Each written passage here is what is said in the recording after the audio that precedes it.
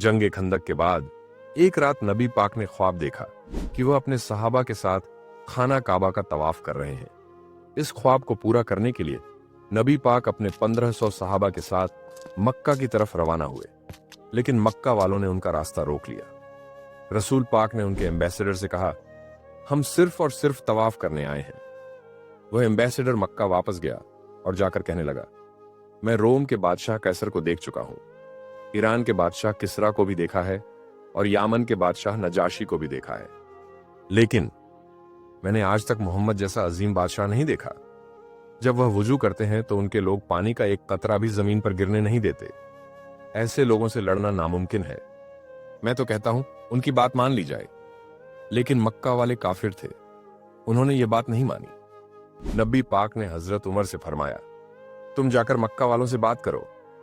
हजरत उमर ने कहा, मेरा कोई भी रिश्तेदार इतना स्ट्रांग नहीं है जो मक्का में मेरी हिफाजत कर सके, लेकिन आप हजरत उस्मान को भेजें, क्योंकि उनका ताल्लुक बनु उमैया से था, जो मक्का का सबसे मालदार खानदान था। हजरत उस्मान मक्का रवाना हो गए, लेकिन काफी दिन गुजर गए और उनकी कोई खबर नहीं आई। इसी दौरान एक अफवाह फैल गई कि हजरत उस्मान को कत्ल कर दिया गया है। यह सुनते ही तमाम सहाबा एक दरख्त के नीचे जमा हो गए, जिसका नाम रिजवान था। तमाम सहाबा ने नबी पाक के हाथ पर बैत कर ली और कहा, हम खून के आखिरी कतरे तक लड़ेंगे और हजरत उस्मान का बदला जरूर लेंगे। लेकिन यह सिर्फ एक गलत फहमी थी। हजरत उस्मान सही सलामत वापस आ गए। अब इस वाकये से मक्का वालों को अंदाजा हो गया कि मुसलमान पीछे हटने वाले नहीं हैं। इसी दौरान एक अग्रीमेंट तय पाया, जिसे आज सुलह ए हुदैबिया के नाम से जाना जाता है।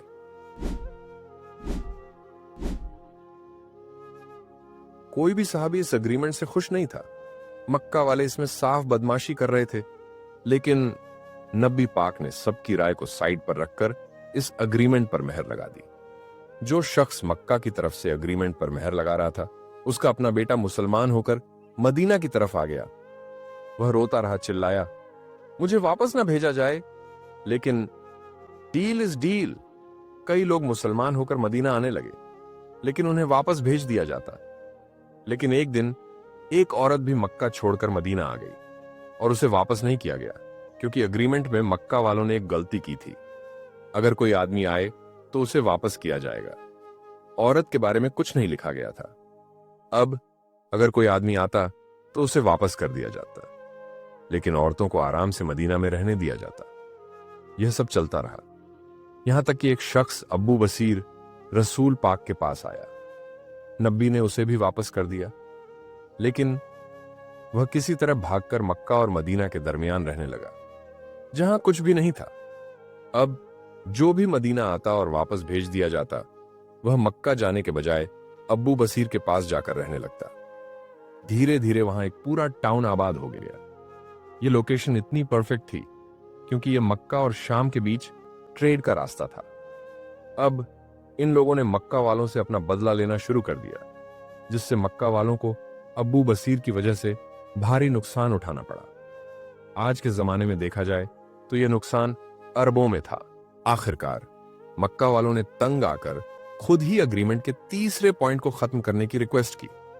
बस इस शर्त को खत्म कर दो, जो मदीना आता है उसे रख लो और अच्छे से उसका ख्याल रखो, प्लीज। धीरे धीरे यह अग्रीमेंट खुद उनके गले पड़ने लगा।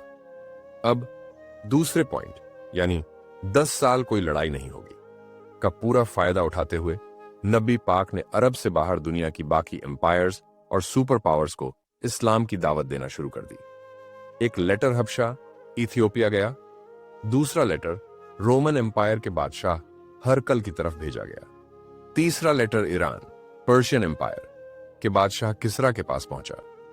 हबशा का बादशाह नजाशी, जो कि क्रिश्चियन था, उसने फौरन इस्लाम कबूल कर लिया। लेकिन रोमन एम्पायर को यह बात बहुत अजीब लगी। उसने फौरन कुरैश के लोगों को अपने पास बुलाया। जब अब्बू सुफियान रोमन एम्पायर के महल में पेश हुआ तो उसने नबी मोहम्मद के कैरेक्टर को बयान किया, जिससे रोमन एम्परर बहुत इंप्रेस हुआ। लेकिन ईरान पर्शिया का बादशाह किसरा, जो आग की पूजा करता था, उसने कहा, तुम लोग इस रेगिस्तान से आकर मुझे सिखाओगे कि जिंदगी कैसे जीनी है। उसने लेटर को फाड़ दिया और रसूल पाक को कत्ल करने के लिए 2 लोग भेजे, लेकिन जो नबी के लिए साजिश करे उसका अंजाम बुरा होता है। खुसरो के भेजे हुए जो 2 लोग नबी पाक के पास पहुंचे, उन्हें आपने कहा, जिस बादशाह ने तुम्हें मुझे मारने के लिए भेजा है, उसी के अपने बेटे ने उसे ही कत्ल कर दिया है। यह सुनकर वो दोनों हक्का बक्का रह गए और वापस भाग गए। इस तरह मदीना पूरी दुनिया में एक शानदार जगह के तौर पर तस्लीम होने लगा। वैसे भी 10 साल तक मक्का वालों से कोई लड़ाई नहीं होनी थी, इसलिए अब मुसलमानों का पूरा फोकस खैबर को फतह करने पर लग गया।